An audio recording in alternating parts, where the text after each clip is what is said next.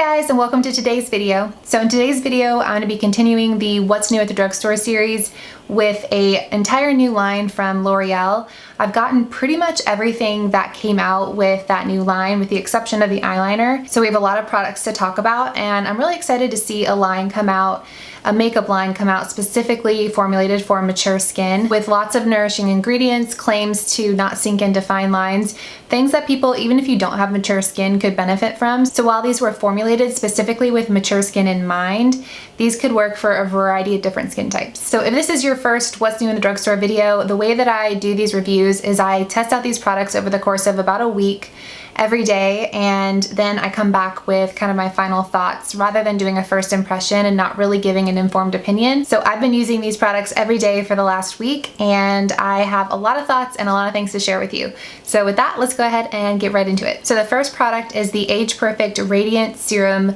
Foundation Sunscreen.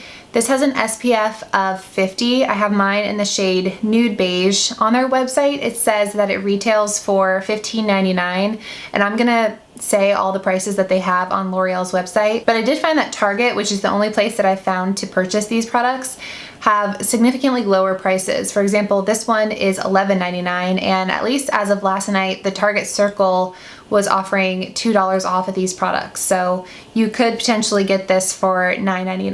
Like I said, I have the shade Nude Beige, but this comes in 30 different shades, which I think is amazing because you can really find the right shade for you as well as the right undertone, which for a product like this that's kind of formulated for daytime wear, that natural light doesn't lie. So it's good to have something that perfectly matches your skin. It's formulated with vitamin B3 and hydrating serum, not really sure what that means, for all day hydration, and like I said, specifically designed for mature skin. It claims to provide a natural radiant finish and not settle into fine lines. It's also suitable for sensitive skin and non-comedogenic. So this was totally speaking my language. Between the SPF and the kind of lighter weight coverage, I was really excited to try this. And the first thing that really stuck out to me was how thin this is. It feels almost like water. And when I think of SPF 50, I think of thicker products like the IT Cosmetics CC cream, the Misha BB cream. You're kind of expecting it to come out in a little bit of a thicker consistency with such a high SPF, but this, like I said, comes out looking like water.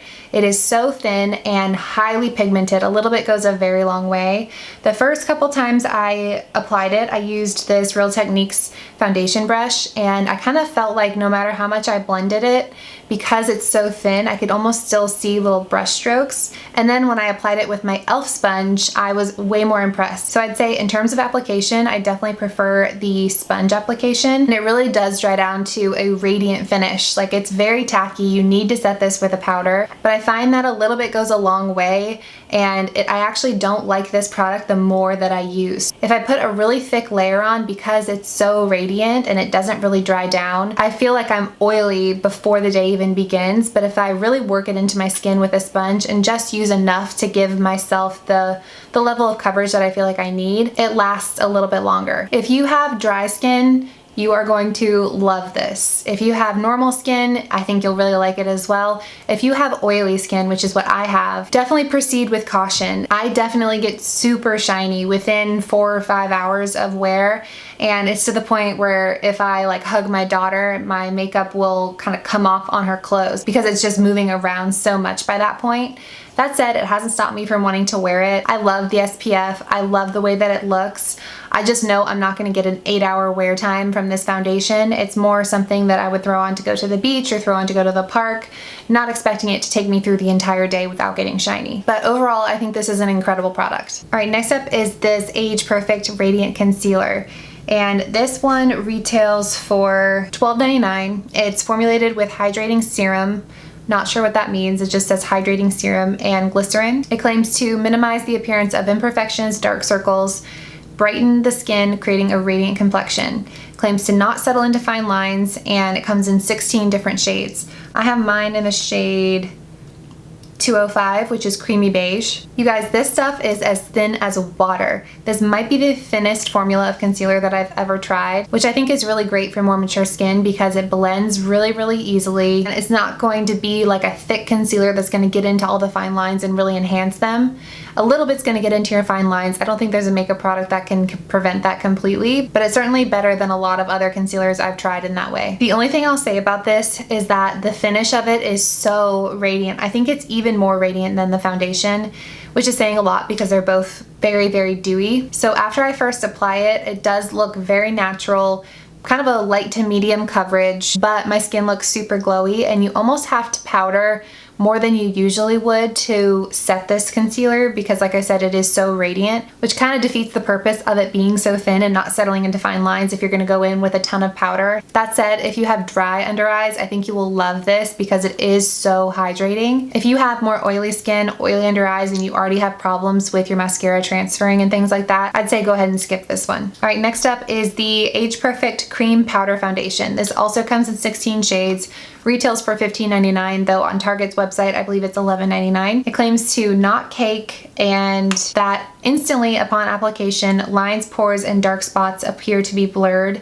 Has a satin shine-free finish with buildable coverage. Now, I haven't used this on its own. I've been using it to set the foundation every day, and right when I apply it, my skin really does look blurred. It has a gorgeous, gorgeous finish. It does add more coverage, and I can continue to build it as I want. That said, I still found myself reaching for my number 7 powder to layer even on top of that, because after I applied a layer of this, I could still kind of feel the tackiness of the foundation. And if I wanted to get any sort of wear time out of the foundation, I needed it to be fully set. So if you have drier skin, I would say this would be a beautiful setting powder because it does leave your skin super hydrated while still setting the makeup. However, if you have oily skin, probably not as a setting powder, but I'll keep you posted on whether or not I like it on its own, which I'm planning to try this week, because I find that powders that are not super powdery and are not the kind that'll fully set a radiant foundation make the best powder foundations because they have just that little bit of creaminess to make it blendable and buildable, whereas the drier powders tend to look cakier and not blend as easy. So good setting powder with a little bit more coverage for dry skin. I'll keep you posted for oily skin on whether or not this works on its own. All right, next up is the Age Perfect Radiant Satin Blush. I got this in the shade, it doesn't actually say, but I will put it in the description box down below. I think it's a really beautiful shade, and it has just the tiniest bit of a golden sheen to it. This also comes with a mirror, but it doesn't have anything right here. It almost seems like there's something missing, but it does have a mirror, which I think is nice. It comes in 6 different shades, and it's formulated with something called camellia oil, which I wasn't familiar with, so if you weren't either, apparently it's an excellent emollient for keeping skin and hair moist and supple. So again, just like the rest of these products, lots of hydrating ingredients. And I do have highlighter on just kind of the tops of my cheekbones, but outside of that, I don't know if you guys will be able to see as I'm applying it or right now, this provides just a beautiful natural sheen. Perfect for days where you don't necessarily want to wear a highlighter, but you do want that healthy glow. This is going to give that to you. I don't know if it's the golden sheen running through it or if it's the oil that's in it that creates that healthy glow, but it really does look beautiful. Is it the most amazing blush that I own? No, probably not. Will I reach for it often? Yes, definitely. So love this shade. Really impressed by the formula. All right, next up is the Age Perfect Brow Magnifying Pencil. This comes in 4 shades. It's $9.99 and formulated with vitamin E to make it extra blendable. It claims to softly define brows and that it's suitable for sensitive eyes. This kind of took me back to more of the back in the day brow pencils where they were just super simple, spoolie, pencil, that's it. They've gotten so fancy now, and I've really been enjoying just using this classic brow pencil. The formula has a perfect level of pigmentation. It's not too pigmented, it's not pigmented enough, and I find it stays in place all day. You guys know I am lazy and I don't like to sharpen pencils. I'd prefer if it was retractable, but I do think you get that kind of waxy element out of a traditional pencil that you don't always get from a retractable one. So I definitely like this. If you're looking for a new brow pencil, this is a good one. Okay, you guys, I have been waiting to get to this product because I am so excited about it, and it almost makes me want to refilm my Best of the Drugstore mascara video This Age Perfect Lash Magnifying Mascara, let me give you the facts before I just totally gush about it. This is $10.99, but again, I think it's more like $8 or $9.99 on Target's website.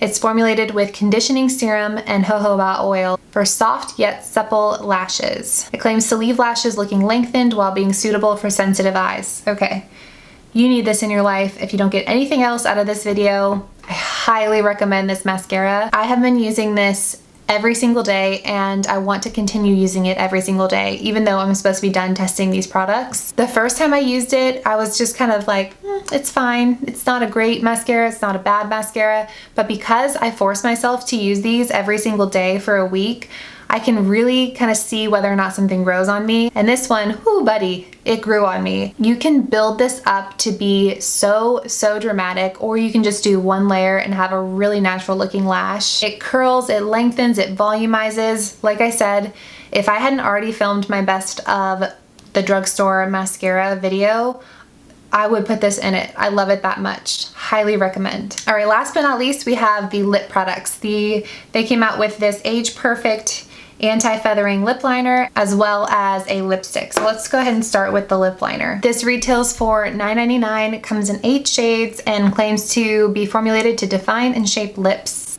Well, I would hope so.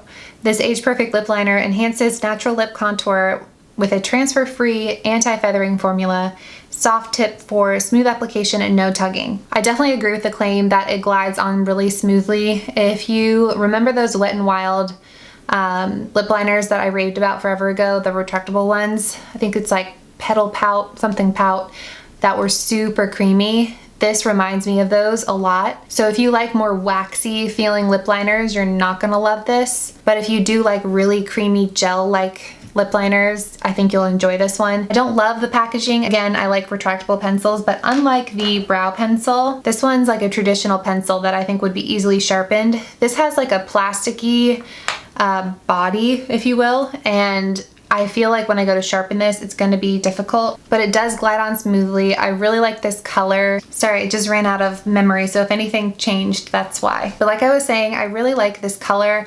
I got mine in the shade 20, Flaming Carmin. I feel like it's the perfect summer red lip shade. So I like it. Is it my favorite product of the collection? No. All right, last but not least is the lipstick. I also got this in the shade 110 Flaming Carmin. This is $10.99 and it comes in 10 shades. It's formulated with nourishing serum and provitamin B5. It claims to deliver 9 hours of hydration and not feather into lines. And over time claims to make your lips look smoother and feel more supple. I really like this formula. The thing that surprised me when I went to apply it is that the very center of it, there's a little bit of lipstick on it now, so it's not as stark as it was when I first tried this, but the very center of it is a chapstick. It's clear. So when I first kind of did one swipe, it was almost like the product was deposited at the bottom of my lip and the top of my lip, and then the center was just chapstick. So I did have to layer it on a little bit to have the pigment fully dispersed, but I like the fact that it has kind of a built-in chapstick to it because my lips did feel super hydrated all day wearing this product. I also noticed that when I went to go take this off, which most days I did because I'm mostly hanging out with my daughter, going to parks and stuff, and I don't really want to be wearing a red lipstick all the time. When I went to take it off, I noticed that I still had a pretty significant stain on my lips, which I think is the best thing for red lipsticks because as they fade, you don't want a stark contrast between your lip and then the lipstick that's remaining. You want there to be a stain left behind so it's a little bit less obvious and it fades more gracefully. So I highly recommend this formula if you have drier lips, if you want a lipstick that looks more like a traditional lipstick, not a matte one, not a gloss. I would say you're really gonna enjoy this one. And that is gonna be it for this video. I really hope that you guys enjoyed it. Give it a thumbs up if you did. Don't forget to click that subscribe button and I will see you guys in my next one.